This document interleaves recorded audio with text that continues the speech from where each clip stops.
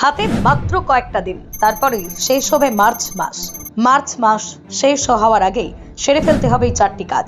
যে চারটি কাজ না সারলে ভুগতে হবে আপনাকে। কোন কাজের কথা বলা হচ্ছে চলুন দেখে নেওয়া যাক। দেখতে দেখতে নতুন বছরের তৃতীয় মাস অর্থাৎ মার্চ মাস শেষ হতে চলল। মার্চ মাস শেষ হওয়া মানেই আবার একটা অর্থবর্ষের সমাপ্তি, কেননা এপ্রিল থেকে শুরু হয়ে যাবে নতুন অর্থবর্ষ। আর এই 31শে মার্চের মধ্যেই সেরে ফেলতে হবে চারটি গুরুত্বপূর্ণ কাজ। যে চারটি গুরুত্বপূর্ণ কাজ করা না হলে নানান সমস্যায় পড়তে হতে পারে আপনাকে।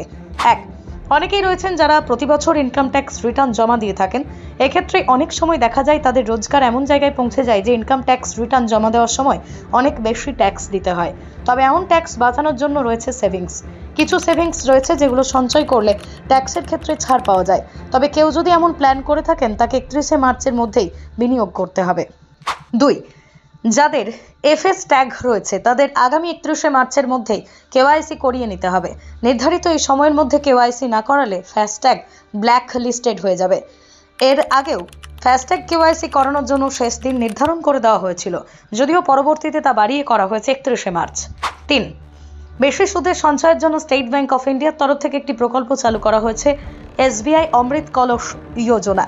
এই প্রকল্পের আওতায় ফিক্সড ডিপোজিটে সাধারণ নাগরিকরা 7.10%, প্রবীণ নাগরিকরা 7.60% সুদ পেয়ে থাকেন।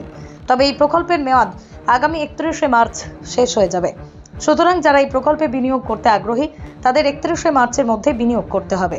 4, স্টেট ব্যাংক অফ ইন্ডিয়ায় আরও একটা প্রকল্প SBI we care special deposit স্কিমে বিনিয়োগের ক্ষেত্রেও শেষ দিন হলো 31শে মার্চ 2024। যদি এই প্রকল্পে বিনিয়োগের মেয়াদ পুনরায় বৃদ্ধি না করা হয় তাহলে আর এমন সুবিধা পাওয়া যাবে না। যে কারণে যে সকল প্রবীণ নাগরিকরা 5 থেকে 10 বছরের জন্য এই প্রকল্পে বিনিয়োগ করতে চান তাদের 31শে মার্চের মধ্যেই বিনিয়োগ করে নিতে হবে।